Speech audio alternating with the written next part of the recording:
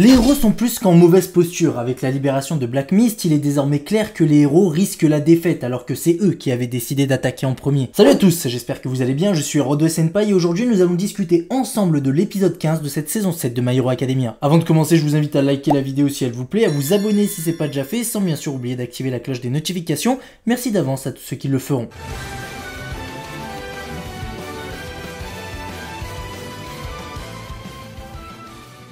Nous sommes donc de retour devant l'hôpital central. 15 000 émeutiers hétéromorphes sont derrière Spinner pour libérer Black Mist, et seulement une poignée de héros sont là pour les arrêter accompagnés de 200 policiers. À la fin de l'épisode 14, on se souvient que Spinner avait réussi à pénétrer l'hôpital où se trouve Black Mist. Il y avait alors normalement personne qui pouvait l'arrêter. Les hétéromorphes étaient juste derrière lui, tandis que devant eux se dressait le personnel médical de l'hôpital afin de protéger leurs patients. Face à cette scène, certains hétéromorphes vont se rappeler des précédentes paroles de Mezzo Shoji quand il leur demandait de se souvenir comment se sont comportés les héros lorsqu'ils avaient lancé le raid sur l'hôpital de Jakku. Leur priorité était d'évacuer les patients et le personnel médical, alors que ceci n'est absolument pas la priorité des hétéromorphes. C'est là que certains hétéromorphes ont compris quelle avait été leur erreur, et ils décidèrent donc de déposer leurs armes. Pendant ce temps-là, lui, Spinner continue sa route pour délivrer Black Mist, tout en pensant à l'amitié qui le lie à Tomura Shigaraki. Mais avant que Spinner fasse quoi que ce soit, Hisashi Yamada intervient, l'informant des événements qui ont lieu dehors, et le fait que le discours de Mezzo avait touché les émeutiers.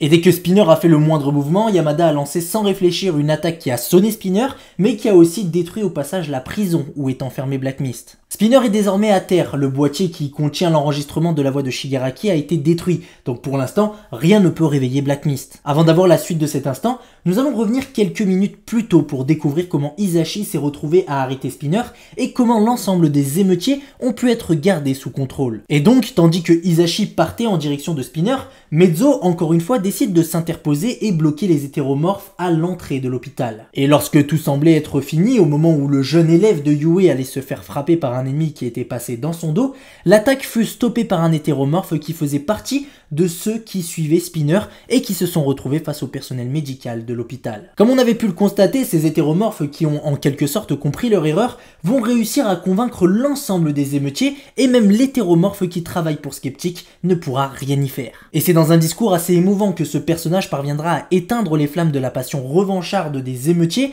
mais c'est bel et bien Mezzo qui aura le mot de la fin et qui arrêtera définitivement les hétéromorphes. Nous pouvons donc revenir au moment où Hisashi a couché Spinner, celui-ci est à terre mais est encore conscient, et durant cet instant l'hétéromorphe va se remémorer toutes les raisons qui l'ont amené à être ici aujourd'hui. De l'autre côté, Hisashi, tout en repensant aux paroles d'Aizawa, de ses blessures durant ses derniers combats ainsi qu'à Oboro, leur ami d'enfance qui est aujourd'hui Black Mist, va décider de mettre hors d'état de nuire, et ce, une bonne fois pour toutes, Black Mist. Sauf qu'au moment où il allait le faire, Spinner, déterminé par ce à quoi il se remémorait, va trouver la force de se relever, il va saisir la main de Shigaraki et va la poser sur le visage de Black Mist. Hisashi va alors attaquer, mais c'est trop tard, Black Mist est désormais réveillé et il est de retour, ce qui va radicalement changer la donne et donner l'avantage aux vilains. Nous allons désormais faire un tour à Kamino, là-bas la situation est totalement désespérée, Crématorium s'est relevé et utilise au passage contre les héros la technique que Shoto lui avait réservée pour le battre. Nous savons que depuis le début, Crématorium n'a qu'une envie, c'est faire face à Endeavor. Le problème est que le Mont Gunga est beaucoup trop loin.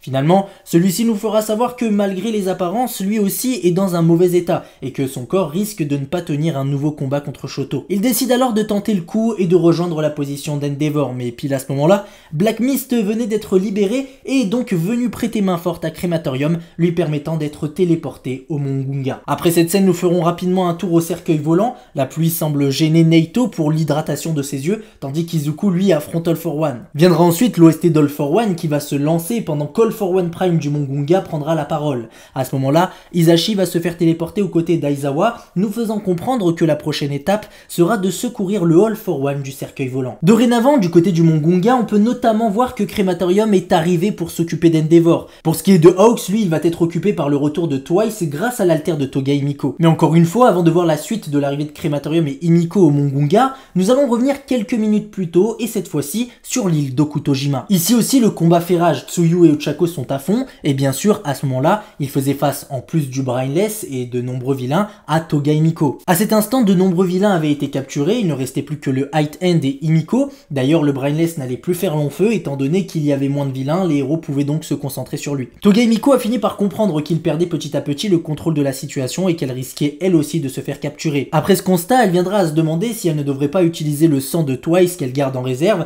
sachant que si elle le boit maintenant, elle prendra à coup sûr l'avantage sur les héros. Malheureusement, le fait de l'utiliser maintenant limitera la Sad Man's Death Parade à l'île où elle se trouve, et ce serait vraiment dommage vu le potentiel de cette technique. Dans tous les cas, elle finit par comprendre que si les héros ont fait en sorte de l'amener sur cette île, c'est pour en quelque sorte la mettre en quarantaine, pour l'empêcher donc d'utiliser avec le max de son potentiel son alter. Quoi qu'il arrive, elle avait compris qu'elle était échec et mat et qu'elle ne pèserait plus sur le déroulement de cette guerre, et donc, foutu pour foutu, elle décide de boire le sang de Twice. Et dans une stratégie imparable qu'elle a mis en place, Himiko parviendra à boire le sang de Twice et utilisera dans les secondes qui suivent la Sad Man's Death Parade. Mais la dinguerie, c'est que juste après avoir utilisé cette fameuse technique, un portail de Black Mist va s'ouvrir comme si tout avait été calculé. Toga Himiko se fera alors téléporter au Mont Gunga sous sa demande pour aller se venger de celui qui avait auparavant éliminé Twice. Et après, il faut savoir que le pire est arrivé au héros. Il n'y a pas pire que cette situation, il faut le dire, c'est justement ce que voulait éviter Hawks en saison 6 en éliminant Twice. Nous revenons donc au moment présent. Hawks et Endeavor vont en plus d'All for One Prime devoir faire face à Crematorium et Toga Himiko qui vient justement d'utiliser la technique de Twice. Hawks est évidemment choqué, lui qui avait pris soin d'annihiler la menace que représentait Twice au péril de sa vie,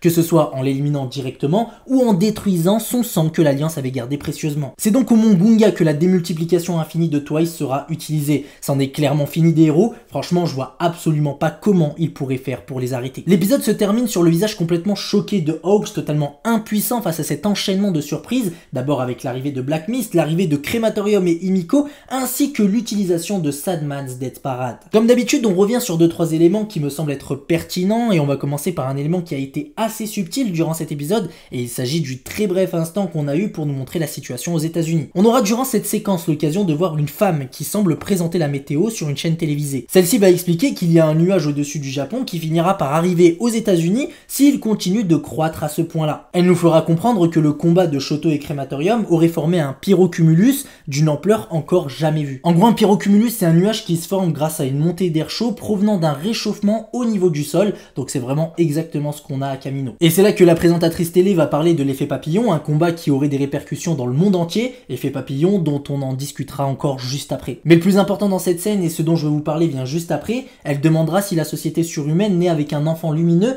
est-elle condamnée donc à sombrer dans le chaos. Selon elle, seul un individu peut changer la donne et elle finira par sortir une pancarte anti-All for One. Elle dira ensuite qu'elle s'oppose avec force au gouvernement américain et à tous ceux qui se sont alliés à All for One. Il faut savoir que cet élément est très intéressant parce que tout comme la rébellion qui a amené All for One où il est aujourd'hui, on se souvient que ça avait commencé doucement avec quelques personnes corrompues par All for One. Et bah là on a un peu la même chose, des petites voix par-ci par-là qui commencent à se faire entendre et qui peuvent faire bouger les choses. D'ailleurs elle va aussi dire quelque chose qui est pour moi un mystère, elle va dire qu'il n'y a qu'une seule personne qui peut arrêter All for One. Est-ce qu'elle parle d'Izuku Midoriya ou de quelqu'un d'autre? J'avoue que là, je sais pas du tout. Je me dis que les États-Unis cachent peut-être un autre héros qui serait capable de stopper All for One. Si c'est le cas, ça pourrait être sacrément stylé. Voilà pour ça. Ensuite, le deuxième moment que j'ai particulièrement aimé durant cet épisode, c'est le moment où All for One Prime commence à prendre la parole. À cet instant-là, ce qu'il explique, c'est clairement l'effet papillon. Le fait, par exemple, que Spinner, lui, qui a vécu des discriminations étant jeune, va alors prendre une décision qui va amener à ce que aujourd'hui Black Mist soit libéré. Donc une décision qui, à la base, n'a aucun effet, va se répercuter bien plus tard en ayant l'effet d'une bombe. All for One avait misé sur Spinner et les sentiments qui l'habitaient. Ceci a porté ses fruits et aujourd'hui, les vilains ont pris l'avantage. Tout ceci s'applique aussi pour Toga Himiko qui, elle, depuis la mort de Twice, est habitée par un sentiment de vengeance. Un élément passé qui, au départ et sans conséquences directes, va finalement finir par impacter toute la suite de l'histoire, mais cette fois avec beaucoup plus de force. C'est ce qu'expliquait aussi la présentatrice télé qui parlait d'un élément qui avait lieu au Japon, qui d'un battement d'ailes se répercuterait aux États-Unis. Ce qui est fou avec cette métaphore, c'est qu'elle est faisable avec presque tous les événements du quotidien et concernant ce qui nous intéresse, donc My Hero Academia, faisable avec presque tous les événements de My Hero Academia. On arrive dorénavant à la preview et celle-ci va nous montrer que Ochako et Tsuyu vont réussir ensemble via le portail de Black Mist à suivre Toga Himiko. Le but sera évidemment d'éviter que Himiko continue de se démultiplier en créant des milliers de Twice tout en se téléportant, toujours grâce à Black Mist, à plusieurs endroits à la fois. Cette technique fait partie des pires dans l'arsenal des vilains car avec elle, ils peuvent et très rapidement prendre le contrôle d'un pays tout entier, si ce n'est le monde. Il sera donc crucial de stopper Himiko. Pour finir, je vous avoue que la dernière phrase de l'épisode m'a laissé sur le carreau parce que j'ai tout simplement pas compris. Les vilains d'hier sont les héros d'aujourd'hui. Est-ce qu'en disant ça, ils font référence à la situation dans laquelle les vilains ont mis le Japon? En effet, s'ils gagnent contre les héros, tous leurs partisans les considéreront comme des héros. Et donc la phrase prend son sens, les vilains d'hier sont les héros d'aujourd'hui. Ou alors peut-être que cette phrase était à saisir dans le sens où pour se sortir de cette situation complètement désespérée, et donc pour que les héros gagnent, ils devront compter sur des anciens vilains comme Stein par exemple, qui a d'ailleurs déjà aidé auparavant. S'il s'agit de cela, il est vrai que cette phrase prendra alors tout son sens encore une fois.